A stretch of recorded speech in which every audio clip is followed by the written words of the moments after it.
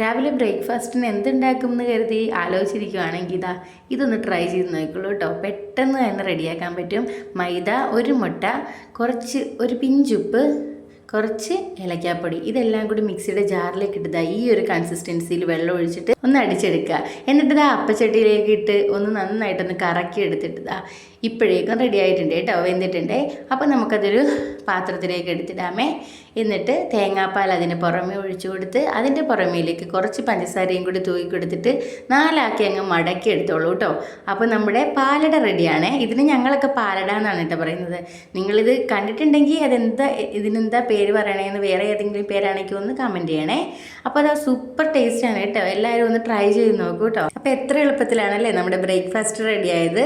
അപ്പോൾ ഇങ്ങനെ തന്നെ എടുത്ത് ചെയ്താൽ മതി കേട്ടോ. നല്ല സൂപ്പർ ടേസ്റ്റാണ്. ട്രൈ ചെയ്തിട്ടില്ലാത്തവർ എന്താണേലും ഒന്ന് ട്രൈ ചെയ്ത് നോക്കൂ കേട്ടോ.